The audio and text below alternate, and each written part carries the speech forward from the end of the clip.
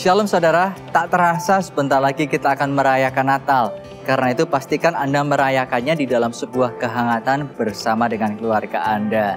Haleluya. Sebentar lagi kita juga akan memulai ibadah online. Namun sebelumnya kami ingin menyambut bagi Anda sekalian yang baru pertama kali join dalam ibadah online bersama dengan kami, Gereja Mawar Sharon Jabodetabek. Kami ingin mengucapkan welcome home, suatu sukacita menyambut Anda.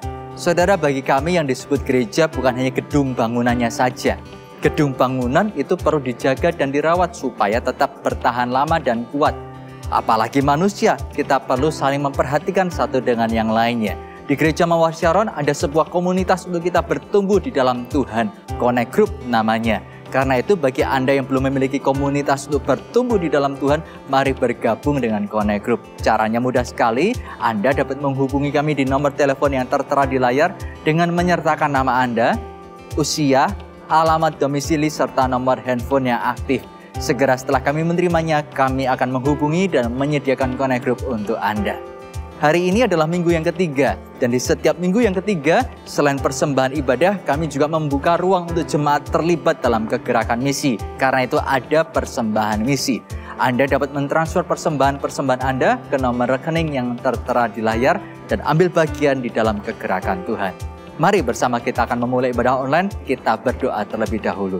Bapa, kami bersyukur untuk anugerah-Mu. Hari ini kami tahu Engkau di tengah-tengah kami. Hati kami siap, hati kami rindu untuk mendekat kepadamu. Berbicara dan beracaralah ya Tuhan. Kami siap memulai ibadah kami di dalam nama Tuhan Yesus Kristus. Haleluya. Amin. Selamat beribadah.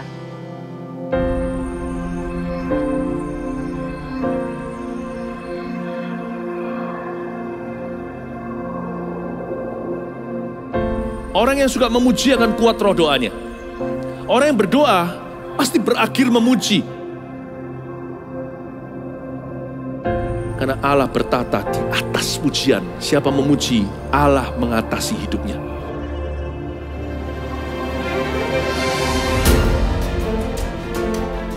The Year of Praise, tahun pujian menjadi sebuah petualangan yang tiada dua. Menjadi sebuah pelajaran hidup yang langsung dari Kristus. Menjadi sebuah pengalaman yang indah. Waktu kita memuji Tuhan, seluruh kerajaan itu berdiri di sampingmu. Waktu kita memuji, seluruh kerajaan Allah dan kereta-keretanya yang tidak kelihatan berkuda dan berapi-api itu berada di kanan kiri. Semakin fisik kita lemah, roh kita semakin memuji Tuhan. Semakin jasmani kita terbatas, semakin rohani kita tidak boleh dibatasi.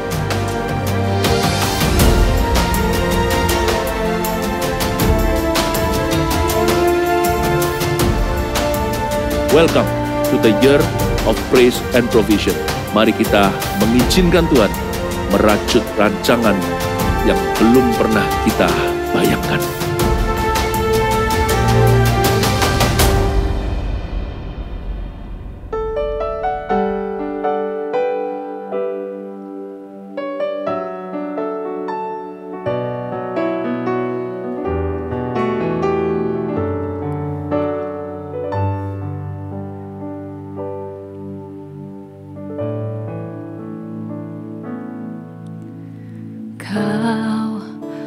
Melukis wajahku di hadapanmu dan mengukir namaku di telapak tanganmu. Sampai masa tuaku,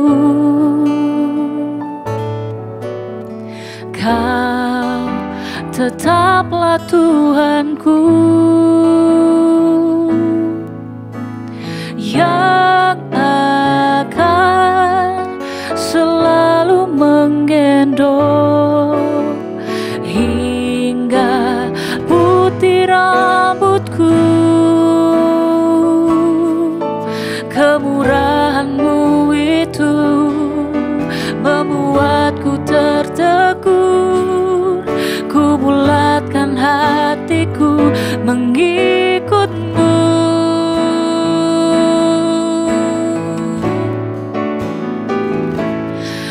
angkat tanganku Yesus, memuji perbuatan-Mu. Sungguh tiada terukur kasih setia-Mu. Dalam naungan sayap-Mu ku mau terus menyembah-Mu. Kasih-Mu terukir di lubuk hatiku.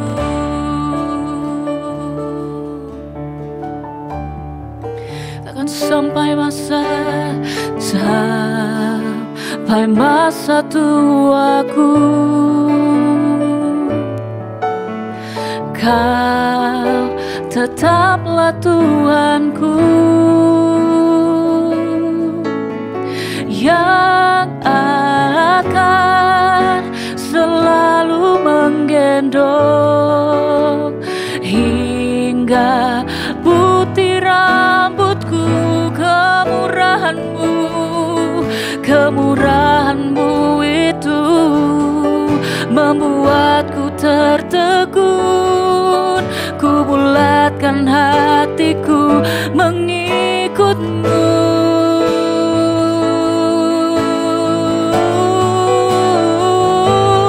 Ku angkat tanganku Yesus, memuji perbuatan-Mu. Sungguh tiada terukur kasih setia-Mu.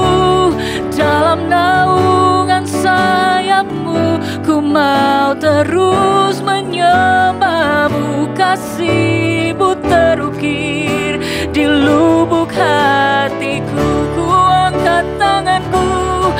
angkat tanganku Yesus, memuji perbuatan-Mu.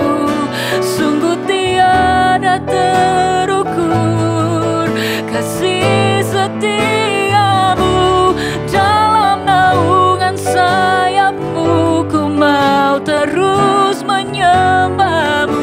Kasih-Mu terukir di lubuk hatiku. Ku angkat tanganku Yesus, memuji perbuatan-Mu. Sungguh tiada terukur kasih setia-Mu. Dalam naungan sayap-Mu ku mau terus menyembah-Mu. Kasih-Mu terukir di lubuk hatiku.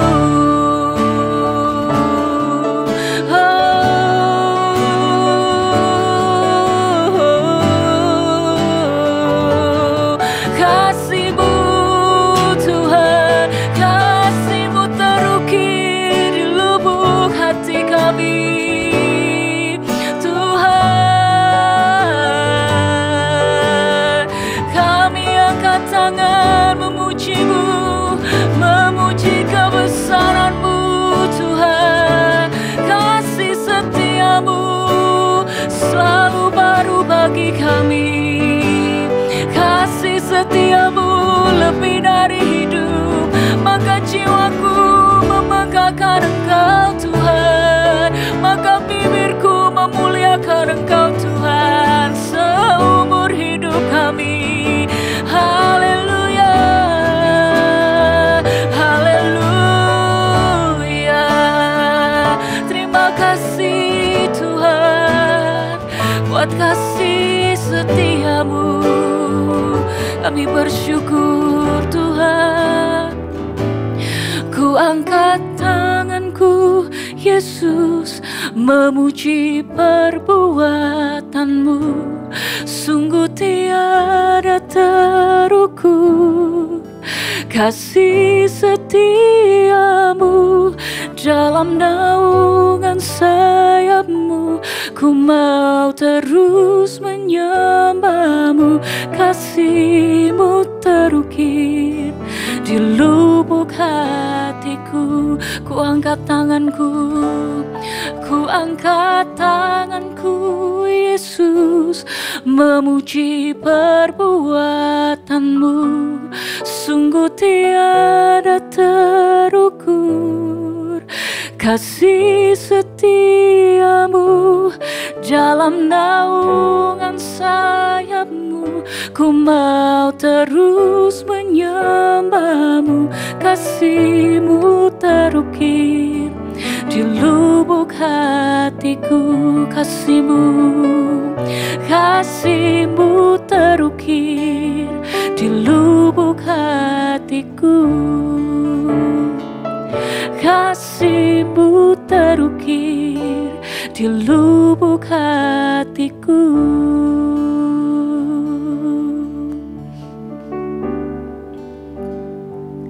Kau Allah yang besar, ajaib dan mulia. Kau Yesus yang selalu membuatku terpesona.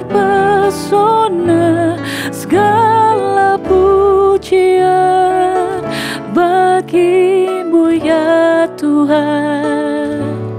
Hanya Kau yang layak ku agungkan. Kau Allah yang besar, Kau Allah yang besar, ajaib dan mulia.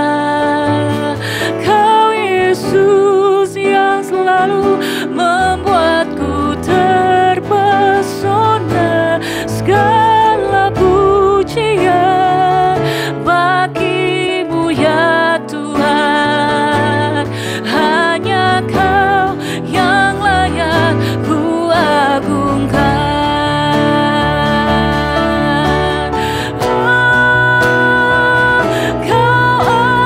Kau Allah yang besar, ajaib dan mulia. Kau Yesus yang selalu membuatku terpesona. Segala pujian bagi-Mu ya Tuhan. Hanya Kau yang layak ku agungkan. Kau Allah yang besar, Kau Allah yang besar, ajaib dan mulia. Kau Yesus yang selalu membuatku terpesona. Segala pujian bagi-Mu ya Tuhan. Hanya Kau yang layak ku agungkan. Hanya Kau, hanya Kau yang layak ku agungkan. Hanya Kau yang layak ku agungkan.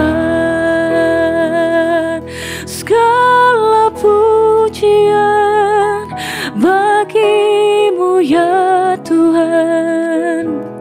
Hanya Kau yang layak ku agungkan.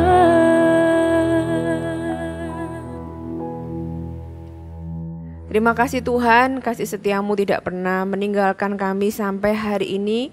Kami bersyukur dan kami bangga punya Allah seperti Engkau. Tuhan, hari ini kami mau dengarkan firman-Mu. Kami berikan hati kami terbuka, isi kami, didik kami di dalam kebenaran-Mu ya Tuhan. Di dalam nama Yesus kami berdoa, haleluya. Amin. Shalom saudara. Kita sudah ada di penghujung tahun 2021 dan hari ini apa yang mau saya sampaikan akan mempersiapkan Anda untuk masuk ke dalam tahun yang baru.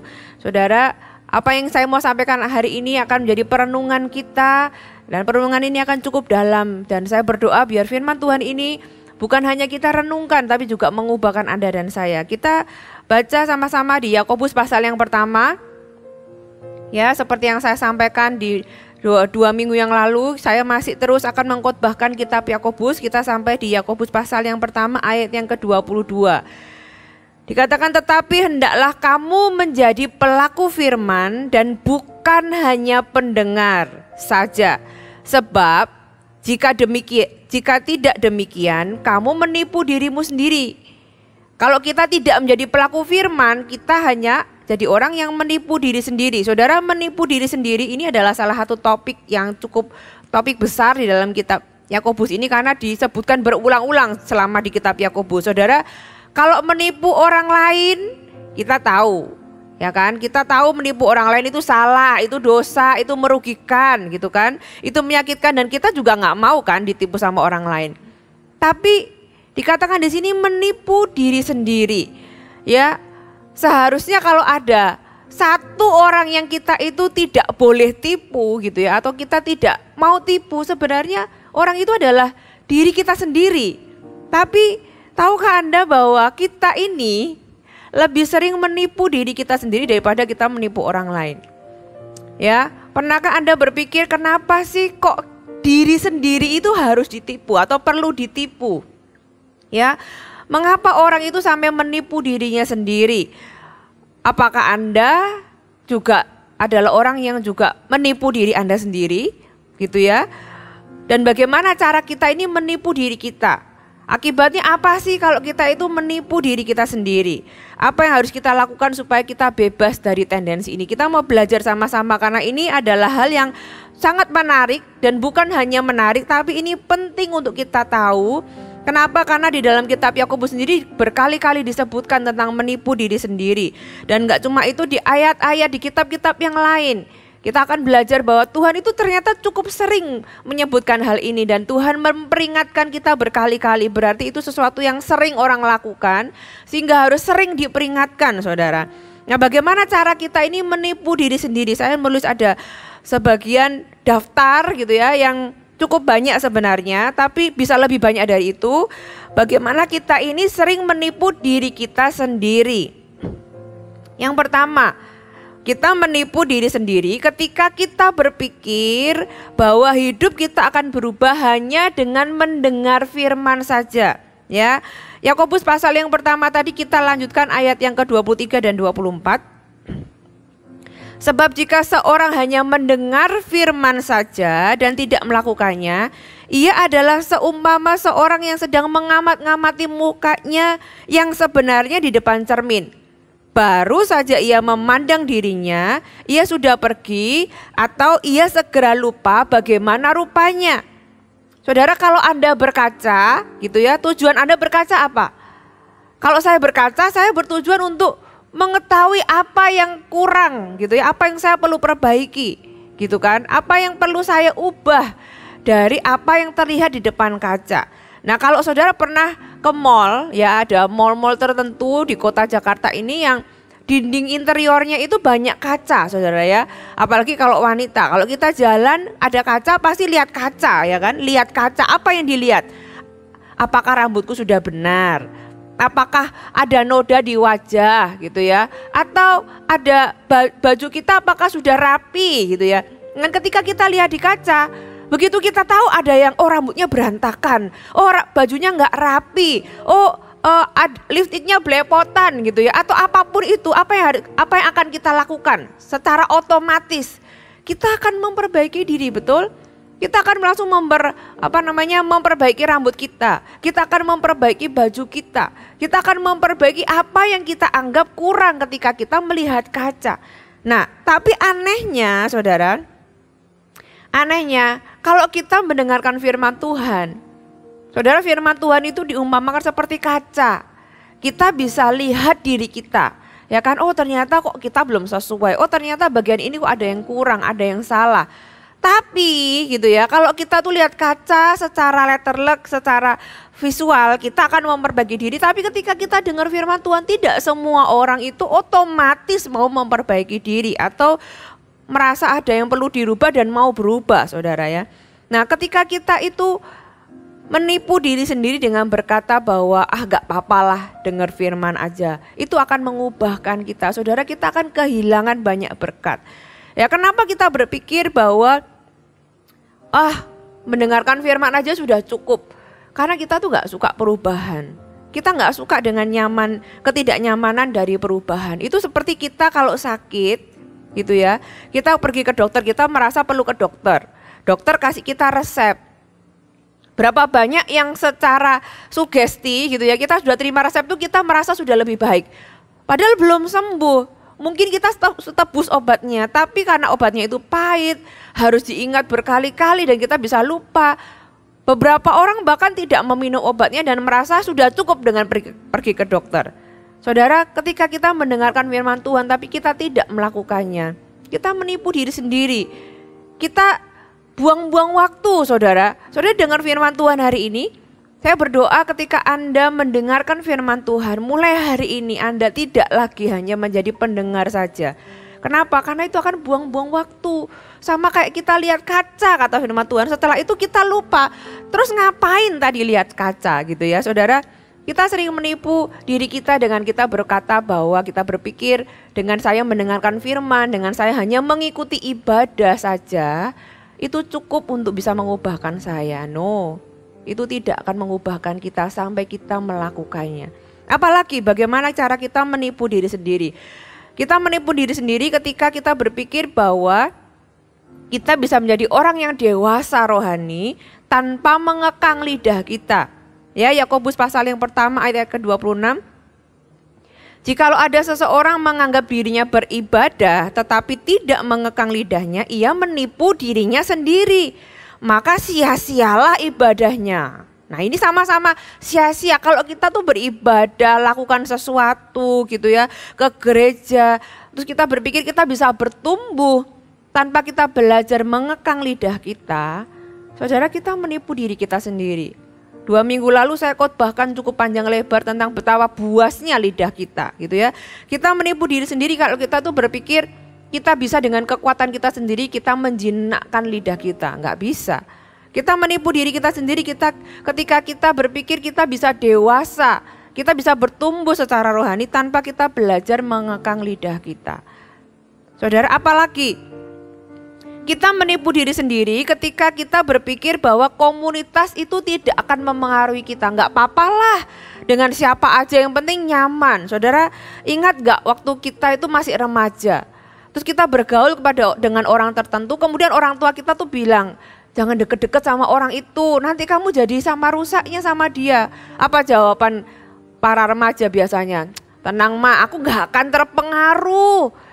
Nah, aku gak akan lah ikut-ikutan seperti yang dia lakukan. Ya, setahun kemudian ternyata kita menjadi sama dengan teman-teman kita. Jelas di dalam 1 Korintus 15 ayat yang ke-33 dikatakan, janganlah kamu sesat. Kata jangan sesat itu bahasa Inggrisnya don't fool yourself, jangan membodohi dirimu sendiri. Pergaulan yang buruk merusak kebiasaan yang baik. Dan ayat ini tidak berlaku untuk hanya orang yang usia remaja. Untuk semua usia, sampai senior sekalipun. Dengan siapa kita bergaul, kita nggak bisa bilang bahwa oh nggak apa-apa kok.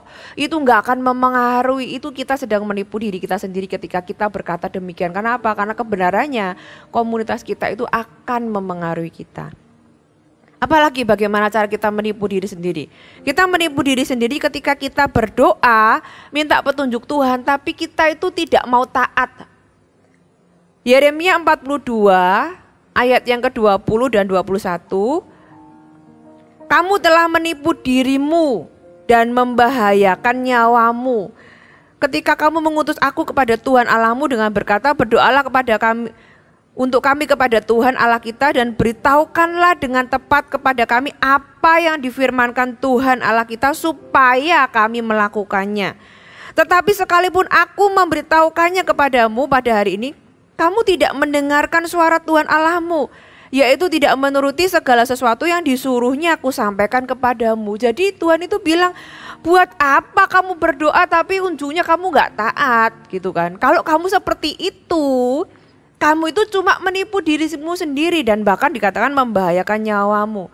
Kenapa? Karena petunjuk Tuhan, kehendak Tuhan itu bukanlah hanya menjadi bahan pertimbangan, hanya menjadi salah satu opsi dari banyak opsi kita yang lain. No, kalau kita itu mau minta atau mau tahu kehendak Tuhan, mau minta petunjuk Tuhan, ya hati kita harus siap taat.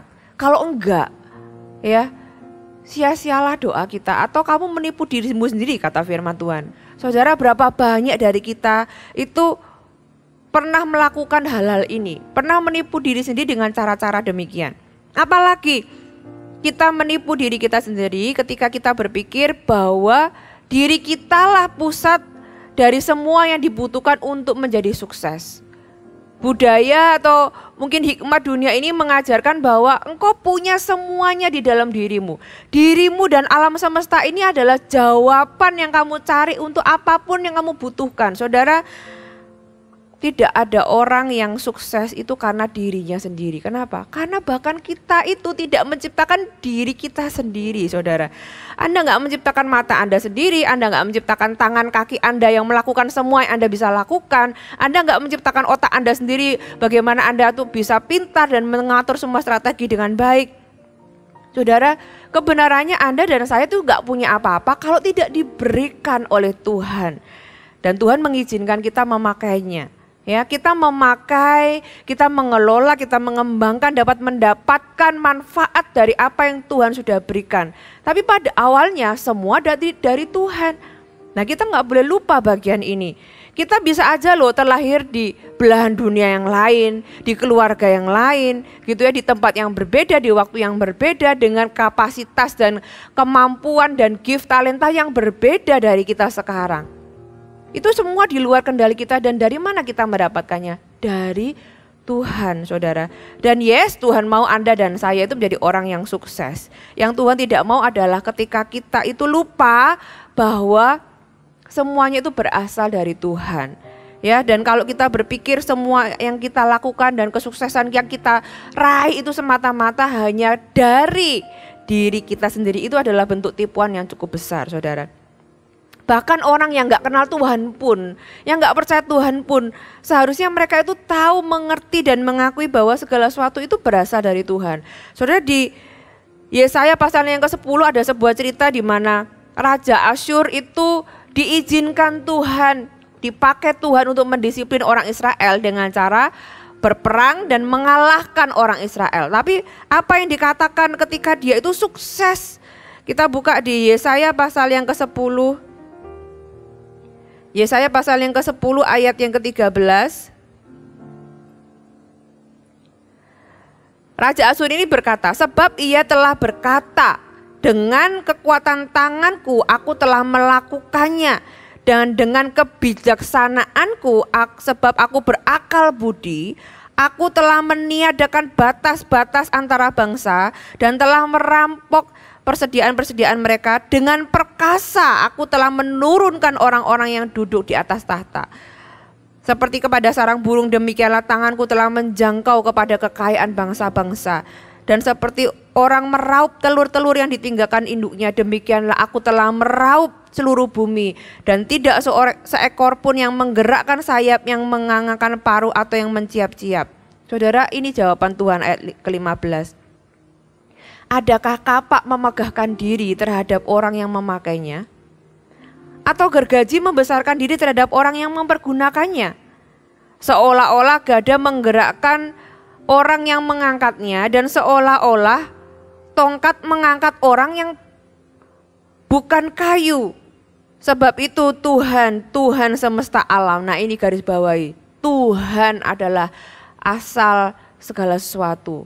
Tuhan itu adalah pusat dari segala sesuatu. Tuhan semesta alam akan membuat orang-orang yang tegap menjadi kurus kering, dan segala kekayaan akan dibakar habis dengan api yang menyala-nyala. Saudara, jangan pernah lupa, jangan pernah kita itu menipu diri sendiri dengan berkata bahwa itu semua karena aku, itu semua karena keperkasaanku, karena kebijaksanaanku, karena kemampuanku. Saudara, semua tadi yang Anda sebutkan, kebijaksanaan, kemampuan dan sebagainya, itu dari siapa? Dari Tuhan. Saudara, jangan sampai kita menipu diri sendiri seperti itu. Bagaimana cara kita menipu diri sendiri lagi? Kita menipu diri sendiri ketika kita berpikir dengan kita itu mengikuti hikmat dunia terkini, itu akan membuat kita menjadi orang yang berhikmat. 1 Korintus pasal yang ketiga ayat 18 sampai 19a dikatakan, janganlah ada orang yang menipu dirinya sendiri. Jika ada di antara kamu yang menyangka dirinya berhikmat menurut dunia ini, biarlah dia menjadi bodoh supaya ia berhikmat. Karena hikmat dunia ini adalah kebodohan bagi Allah. Saudara, ini yang firman Tuhan katakan, jangan membodohi diri dengan berpikir bahwa dengan kita itu mengikuti tren atau filosofi yang terkini, kita itu akan jadi orang yang berhikmat. Paulus itu menegur jemaat Korintus karena mereka itu mengikuti ajaran-ajaran baru gitu ya. Hikmat-hikmat yang lagi tren di zaman itu, dan mereka menjadi orang yang berhikmat karena mereka mengikuti perkembangan tanpa filter firman Tuhan. Ya, walaupun itu bertentangan dengan firman Tuhan, mereka tuh takut dianggap bodoh ketika mereka itu menjadi anti mainstream. Ya, firman Allah itu berlaku di semua zaman, saudara, sampai hari ini. Zaman bisa berubah, hikmat bisa berubah gitu ya, mengikuti perkembangan zaman. Dan apa yang dianggap benar di dunia ini, pada masa ini tidak semua itu sesuai dengan firman Tuhan, saudara. Contoh sekarang ini tuh bukan hanya orang itu berkata bahwa boleh bebas memilih gender. Tapi bahkan ada yang boleh berkata bahwa aku gak punya gender, saudara. Nah, kalau kita itu merasa berhikmat karena kita setuju bahkan mendukung apa yang dunia ini sebut sebagai hikmat, saudara, Anda menipu diri Anda sendiri. Itu kata firman Tuhan. Dan lebih baik kita dianggap bodoh. Ya, lebih baik kita tuh tidak takut dianggap bodoh karena kita berani tidak menyetujui apa yang tidak sesuai dengan firman Tuhan. Karena dengan demikian sesungguhnya Anda lebih berhikmat daripada apa yang dianggap hikmat bagi dunia ini. Saudara, jangan menipu diri sendiri dengan kita itu dengan mudah menyetujui segala sesuatu yang sedang tren, sesuatu yang mengikuti perkembangan zaman, tapi kembali kepada firman Tuhan. Apalagi bagaimana kita menipu diri sendiri ketika kita itu merasionalisasi dosa atau kesalahan.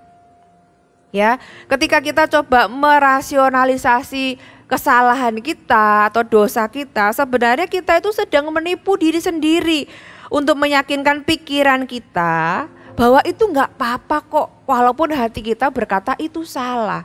Berapa banyak kalau ketika kita itu menutupi sesuatu atau berbohong atau berbuat curang atau melakukan sesuatu dosa lah, kesalahan gitu ya. Terus kita itu berkata bahwa yang penting itu tidak merugikan. Nggak apa-apa lah. By the way, aku melakukannya itu untuk kebaikan bersama gitu ya. Aku nggak akan melakukannya lagi cuma kali ini aja.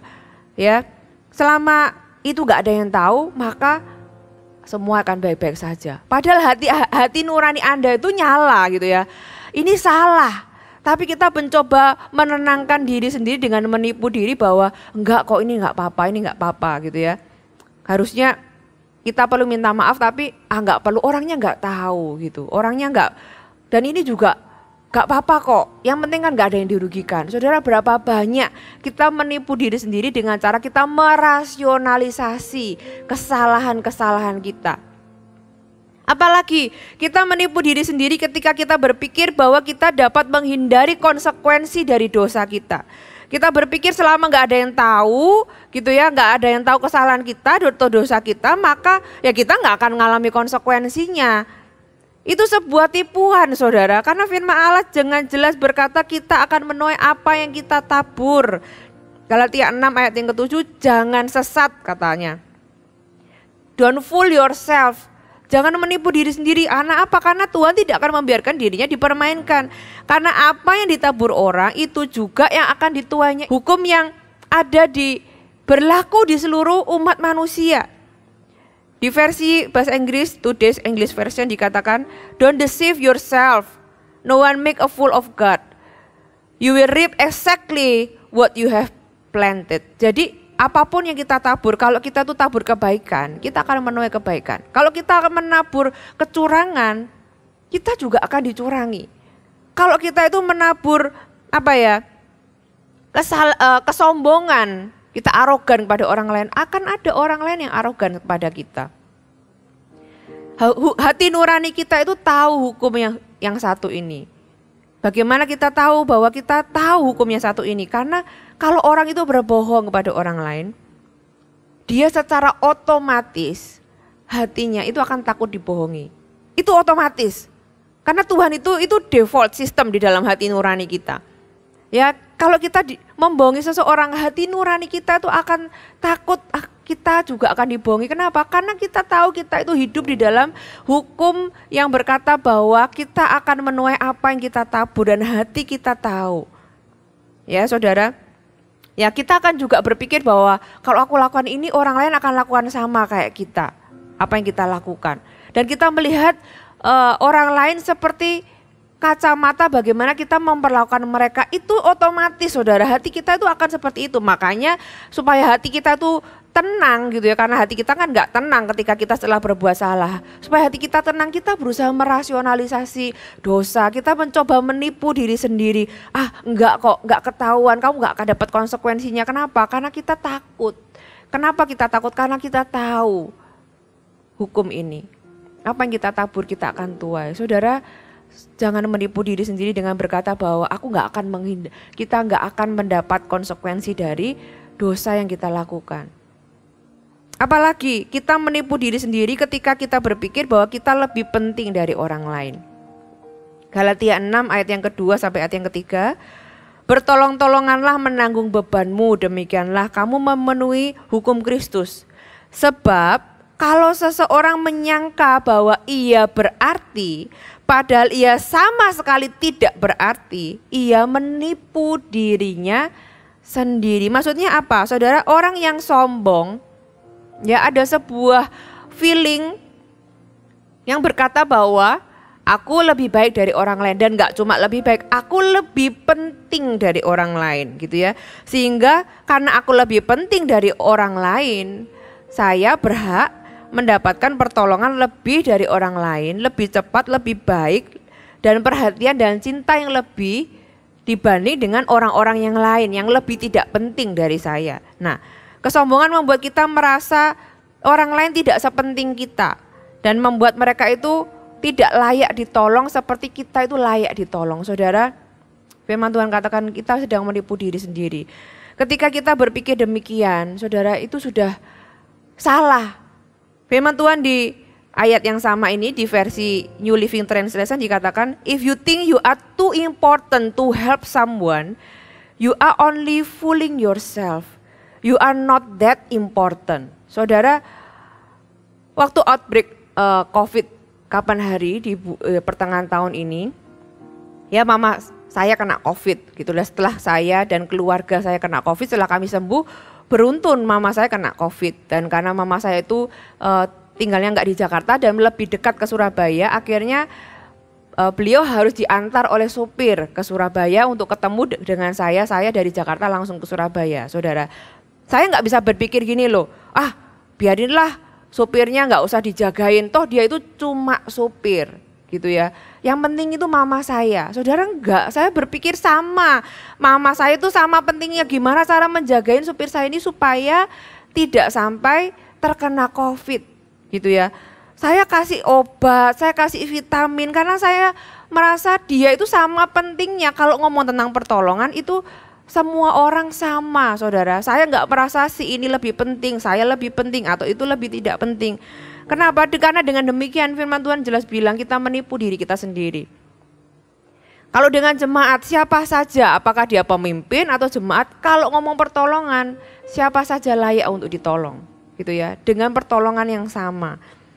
Kalau saya merasa bahwa saya punya posisi, jadi saya merasa saya lebih penting dan lebih layak ditolong. Saudara, firman Tuhan sudah katakan, saya menipu diri saya sendiri dan saya nggak mau menipu diri saya sendiri.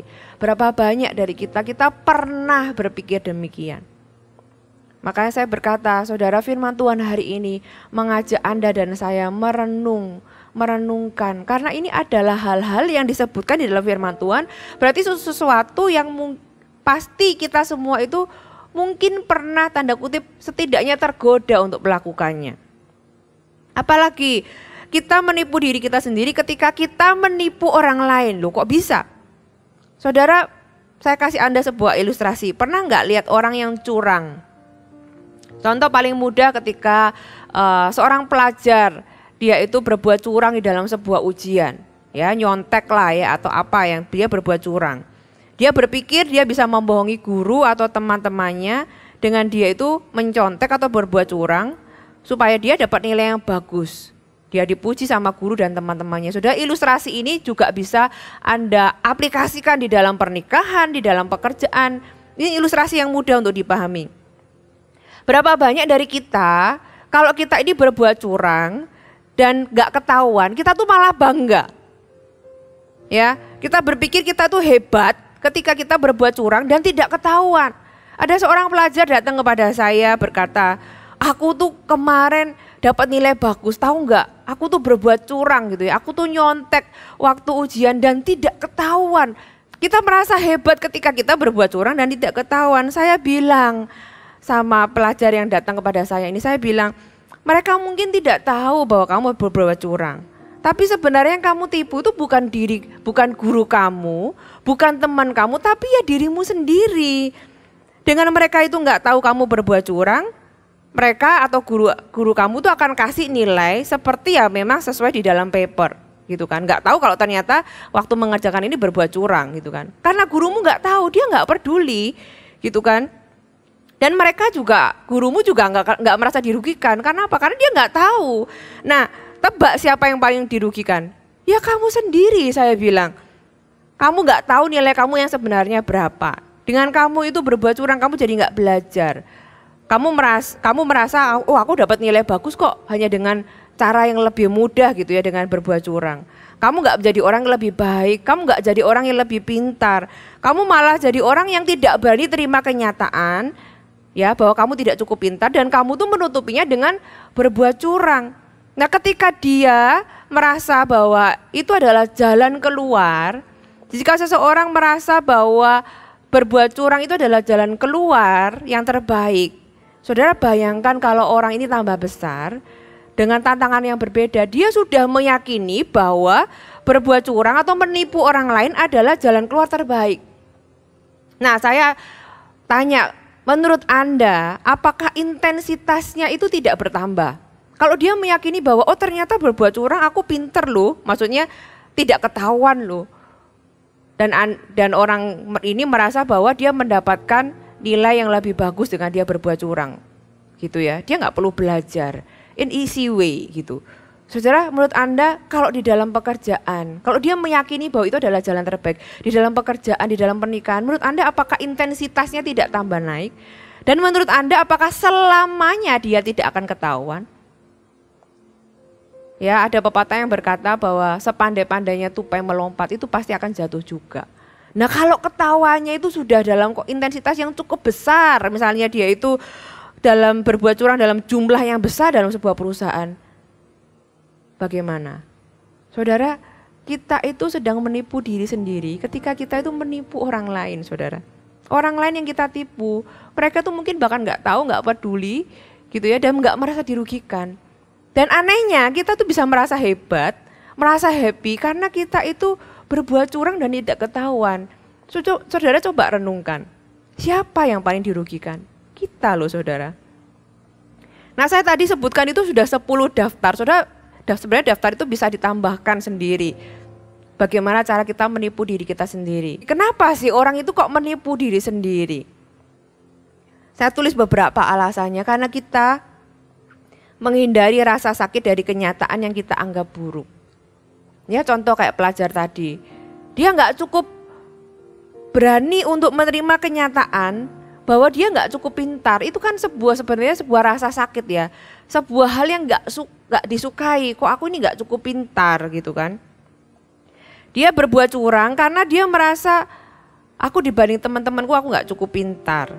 Ya, dia nggak suka dengan kenyataan bahwa dia itu belum menguasai pelajarannya.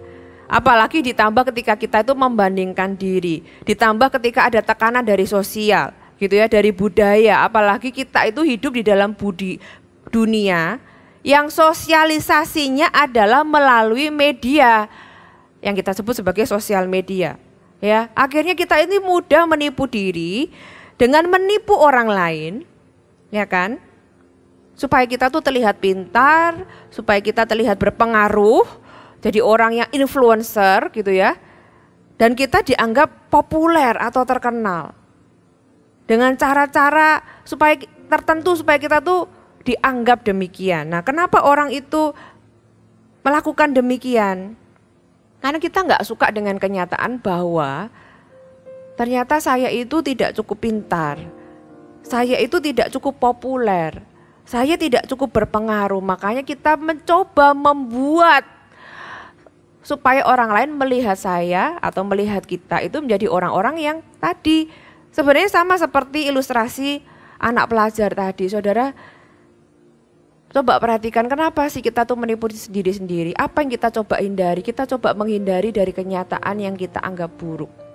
Kita coba menghindari apalagi. Kenapa kok orang Raja Asyur yang tadi saya bilang itu berkata bahwa itu karena kekuatanku. Orang itu menganggap bahwa ini semua sukses karena aku. Saudara, karena beberapa orang itu ketika kita mengakui sukses kita itu karena Tuhan, karena orang lain. Orang itu bisa merasa dirinya itu adalah orang yang lemah sampai harus ditolong gitu ya. Dan kita nggak suka dengan kenyataan bahwa perasaan-perasaan yang muncul ketika kita merasa tuh kita orang yang lemah gitu. Itu buat kita itu sesuatu yang buruk. Makanya orang itu mencoba menipu diri sendiri dengan berkata bahwa ini tuh karena aku kuat gitu kan. Kita butuh merasa hebat. Kita nggak suka mengakui bahwa kita lemah. Makanya kita menipu diri sendiri dengan menjadi sombong. Kenapa orang menipu diri sendiri bahwa dia itu lebih penting dari sesama manusia lainnya? Karena kenyataan bahwa kita itu sama atau sejajar atau setara itu membuat kita tuh merasa tidak spesial. Kan kita nggak suka perasaan nggak spesial kan? Kita ini kan kepingin merasa spesial gitu kan? Jadi supaya kita merasa spesial, kita menipu diri kita sendiri dengan berpikir bahwa kita lebih penting daripada orang-orang yang lain. Saudara, ya ini alasan-alasan kenapa kok orang itu melakukannya. Alasan apa lagi? Kita menghindari ketidaknyamanan dari perubahan. Kita menipu diri sendiri berkata bahwa dengar firman aja cukup, dengar ibadah firman udah cukup gitu ya. Kenapa? Karena kita nggak suka perubahan. Perubahan itu nggak nyaman. Ya, kenapa sih harus mengekang lidah? Kan ibadah dia juga udah cukup kan? Kenapa? Karena mengekang lidah itu bukan hal yang mudah dan tidak menyenangkan, tidak gampang, tidak nyaman. Makanya orang lebih memilih udahlah ini aja cukup. Hidupmu akan berubah kok dengan kamu dengan firman. Itu otomatis akan berubah. No, kita menipu diri kita sendiri, kita akan jauh dari kebenaran. Kenapa kita itu menipu diri kita sendiri? Karena kita takut akan konsekuensi dari kesalahan kita. Kenapa orang itu mencoba merasionalisasi dosa? Karena dia takut dari konsekuensi yang dia tanggung karena dosa. Dia nggak suka minta maaf. Minta maaf itu kan memalukan, merendahkan. Dan kita nggak suka dengan perasaan malu. Kita nggak suka dengan perasaan merasa rendah gitu ya.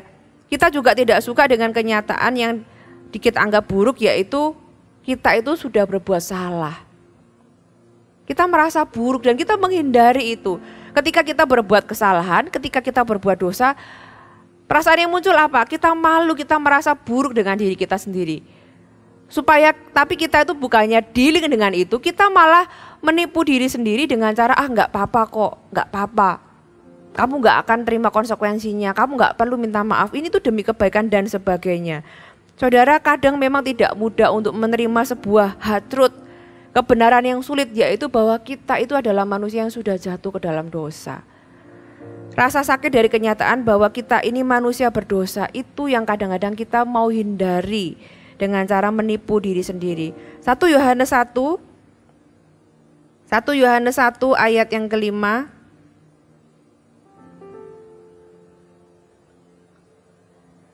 Dikatakan mulai ayat yang ke-8.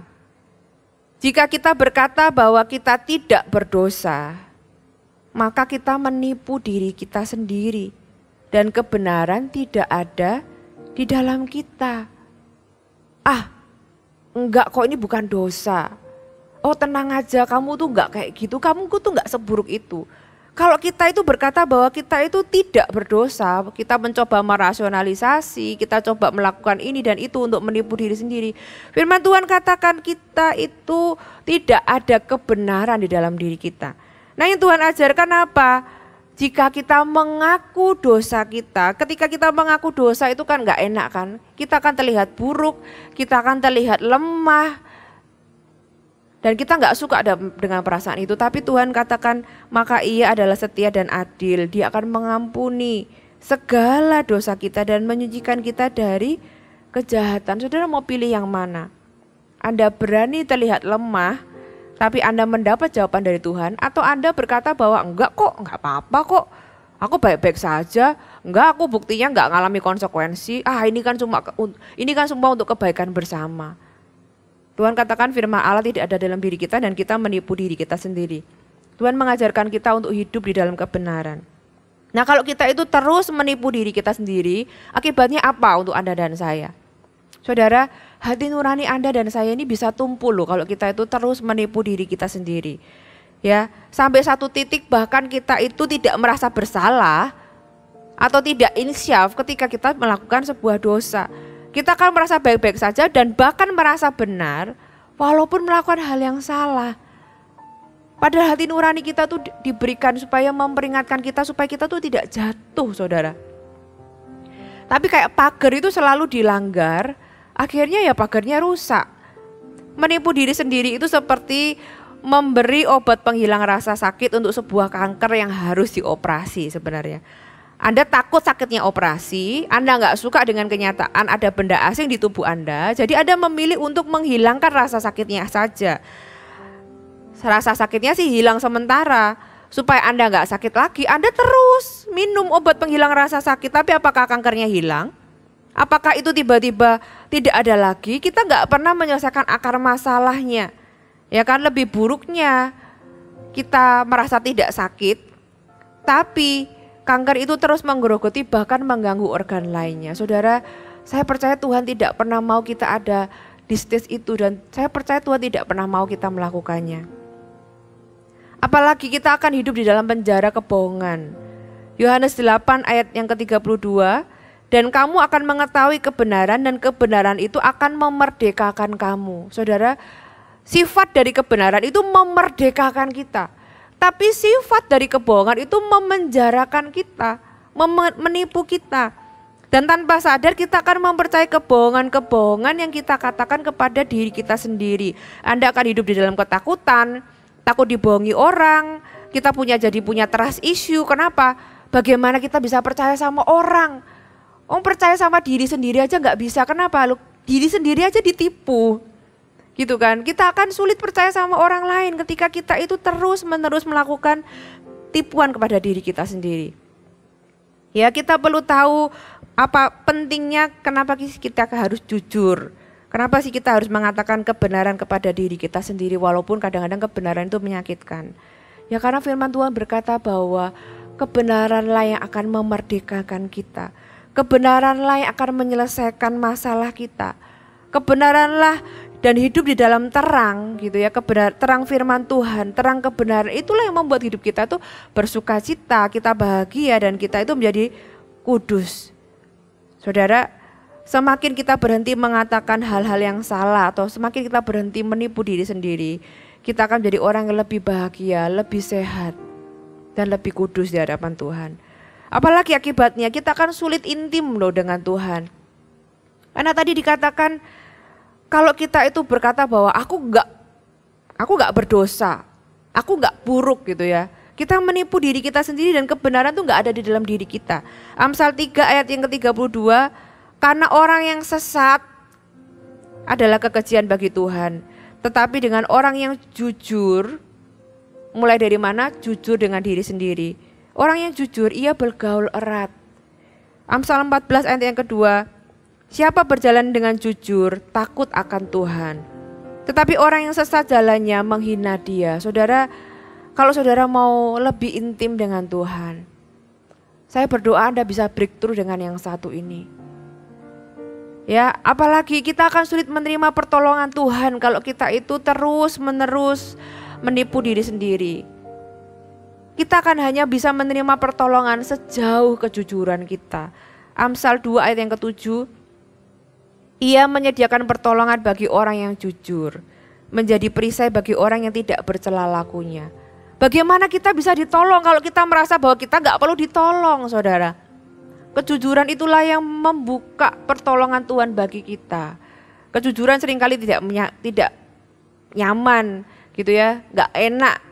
Tapi kebenaranlah sesungguhnya yang membuat kita itu menjadi orang yang bisa ditolong Tuhan. Sehingga masalah-masalah kita di dalam kehidupan kita ini juga punya jalan keluar. Nah, saudara, bagaimana kita ini bisa bebas dari tendensi yang satu ini? Ya, karena memang kita itu nature-nya manusia berdosa. Ya, rasa sakit dari kenyataan bahwa kita itu sudah jatuh ke dalam dosa, kita itu buruk tanda kutip gitu ya. Karena kita itu sudah jatuh dalam dosa, kita bisa melakukan hal-hal yang salah. Sehingga kita tuh secara tidak sadar seringkali punya tendensi untuk mencoba menipu diri sendiri. Nah, bagaimana kita bisa lepas? Yang pertama, mintalah pertolongan Tuhan. Saudara, menipu diri sendiri kita semua pasti pernah. Ya, buruknya kadang kita melakukannya itu tanpa sadar. Itu seperti blind spot, sesuatu yang kita tuh gak lihat. Sesuatu yang kita lakukan tanpa kita sadar.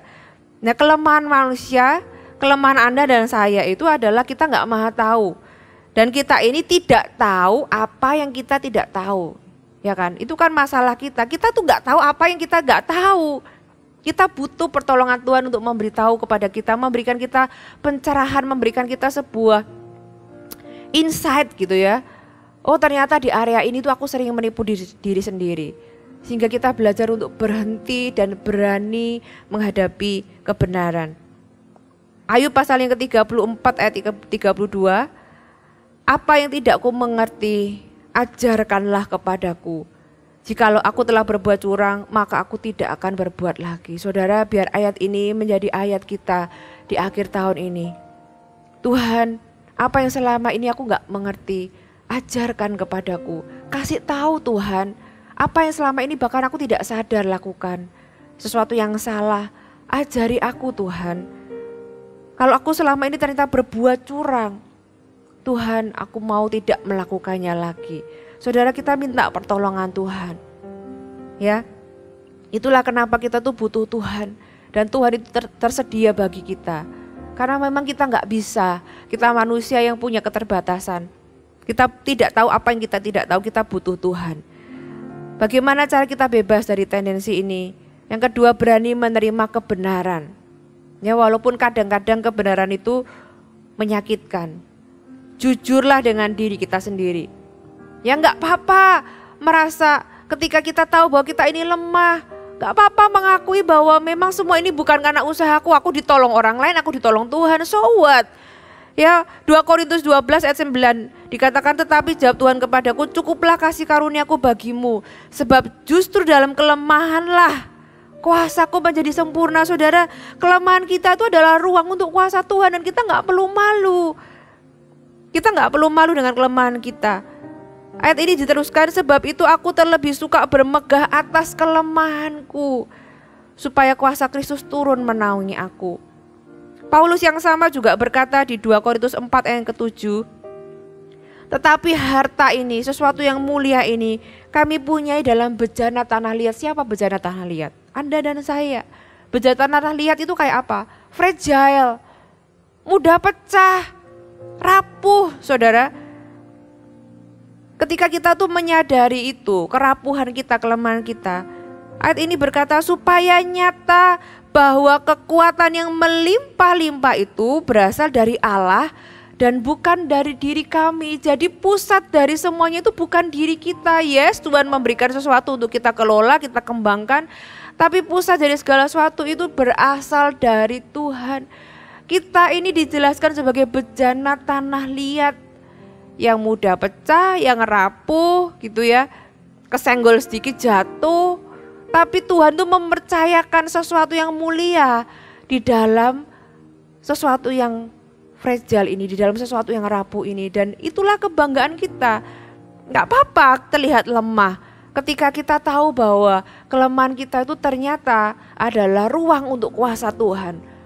Disitulah kita bisa bangga bahwa yang aku banggakan bermegah itu bukan lagi karena diriku, tapi aku bermegah karena Tuhan. Kelemahanku aku bisa megahkan karena di dalam kelemahanku lah Tuhanku itu mulia, Tuhanku itu berkuasa, Tuhanku itu kuat ketika aku lemah. Saudara, beranilah menerima kebenaran ini.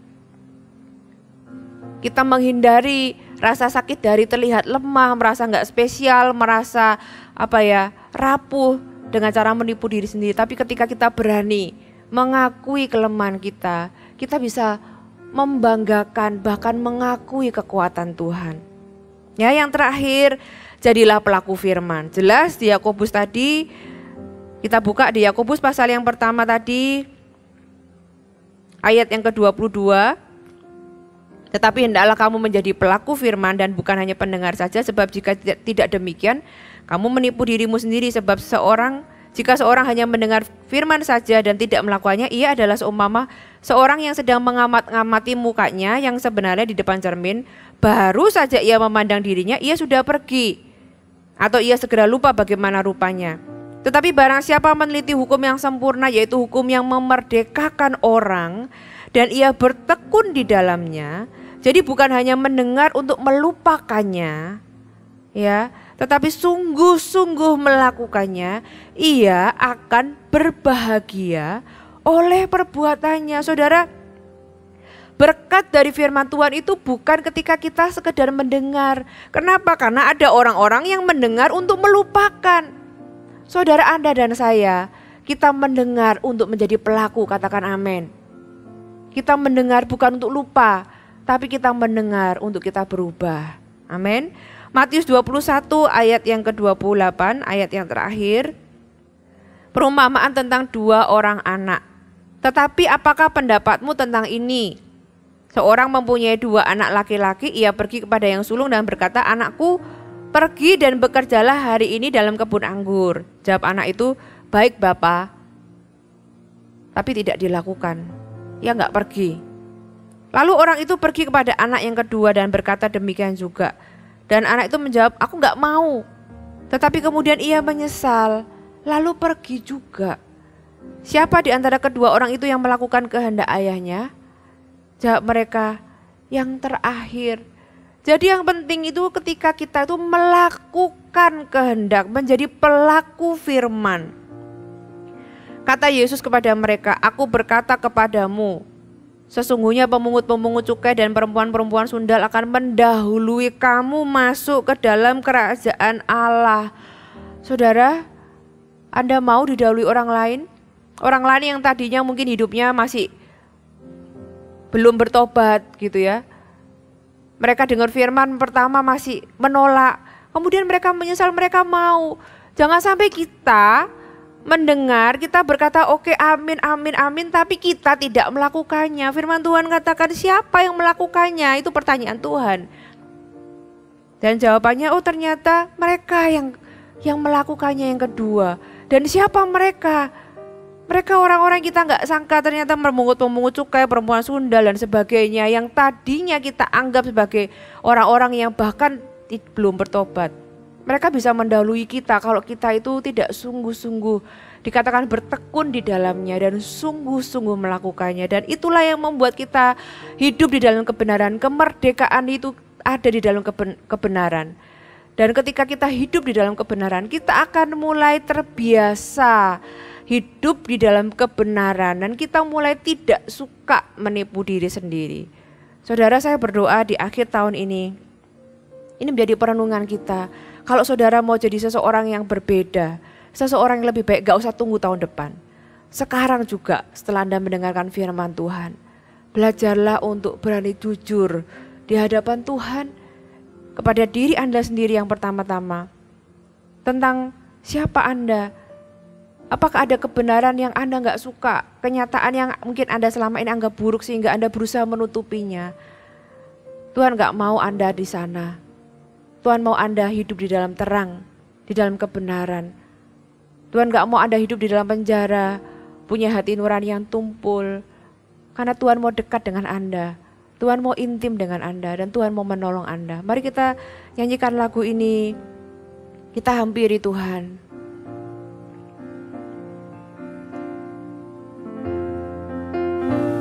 Kebenaran-Mu di batinku tersimpan perkataan-Mu, jujur, tulus, murni di hadapan-Mu.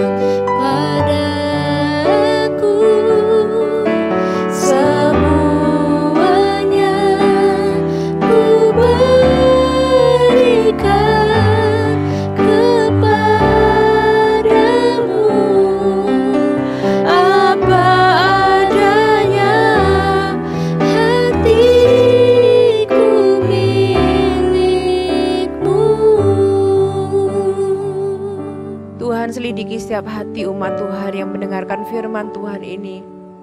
Ajari kami hidup di dalam terang. Ajari kami hidup di dalam terang kebenaran. Menjadi apa adanya.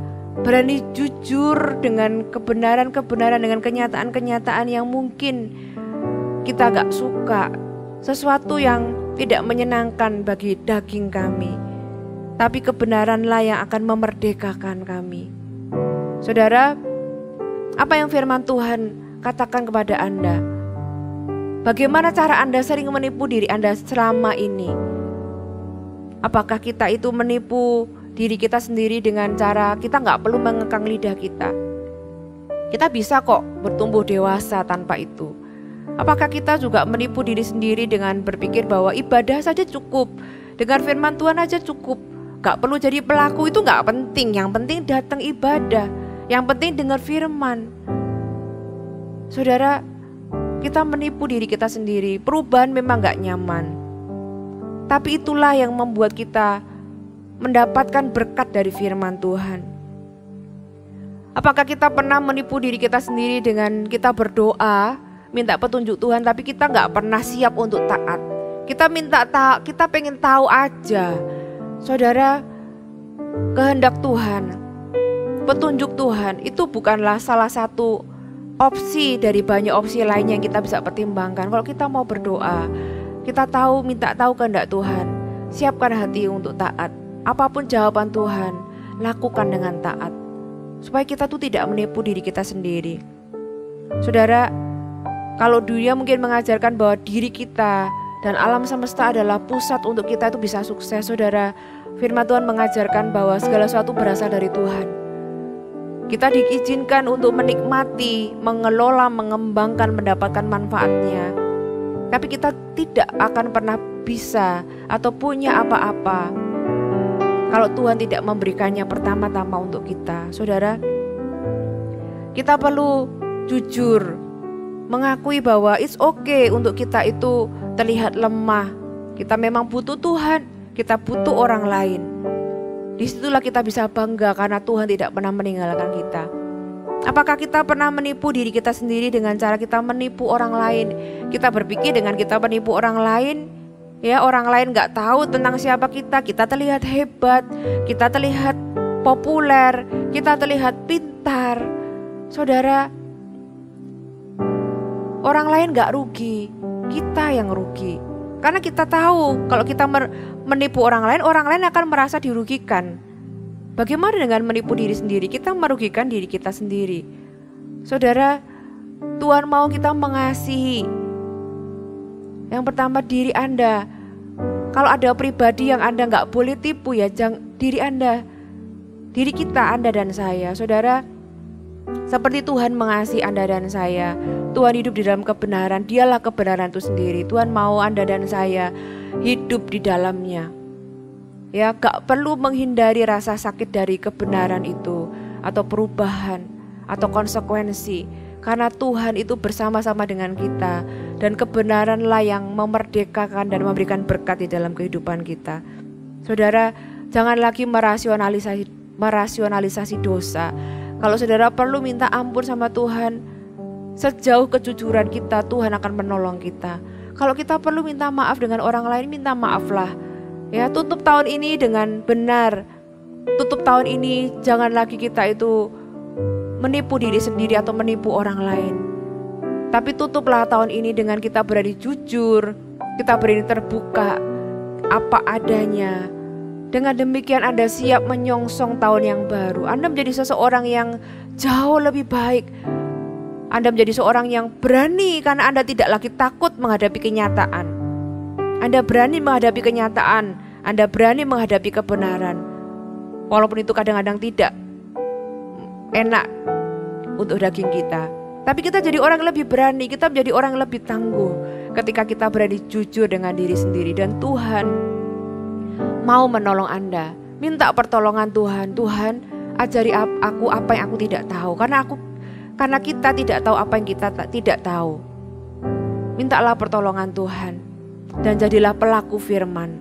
Setiap firman Tuhan mulai hari ini, apapun firman yang Anda dengar, jangan cuma dengar. Jangan hanya mendengar untuk melupakan. Jangan masuk telinga kiri, keluar telinga kanan. Tapi catat saudara, dan jadilah pelaku. Jadilah orang yang langsung mau berubah, langsung mempraktekkan firman Tuhan itu setelah kita mendengarnya. Karena disitulah berkatnya, disitulah kebahagiaan kita. Amin. Kalau ada orang-orang yang hari ini kau butuh pertolongan Tuhan. Ya, aku tuh selama ini sering sekali menipu diri sendiri. Aku butuh pertolongan Tuhan. Saudara, taruh tanganmu di dada. Tuhan, hamba berdoa, aku memberkati orang-orang yang berani jujur. Di dalam kejujuran itu sendiri terletak keberanian. Tuhan, tanganmu ada untuk mereka. Kau menolong mereka untuk bangkit dan berani menjadi orang yang tegap, tidak lagi menghindar, tidak lagi menghindari rasa sakit, kenyataan dan semuanya, tapi menjadi orang yang berani, menjadi orang yang berdiri bersama-sama dengan Tuhan. Tuhan menggandeng tanganmu, Tuhan memberimu kekuatan. Hamba juga berdoa, Tuhan, di akhir tahun ini kami semua mau mengakhiri tahun ini dengan sangat baik bersama-sama dengan Tuhan. Saya percaya firman Tuhan ini gak kebetulan disampaikan di akhir tahun. Saya percaya Tuhan mau berperkara bagi Anda dan saya, karena Tuhan mau mempersiapkan Anda untuk sesuatu yang lebih besar di tahun depan. Amin. Mari angkat tanganmu dimanapun kau berada. Hari ini aku melepaskan berkat yang terbaik dari Allah Bapa. Allah Bapa yang mengasihimu tanpa syarat. Allah Roh Kudus, Tuhan Yesus yang mati di kayu salib, menyerahkan dirinya, memberikan segalanya untuk engkau. Roh Kudus yang menyertai, melindungi, menyingkapkan, menginsyafkan kita dari dosa, dan membuat kita hidup di dalam kebenaran. Terimalah semua berkat yang terbaik ini hanya di dalam nama Tuhan Yesus Kristus. Haleluya. Amin.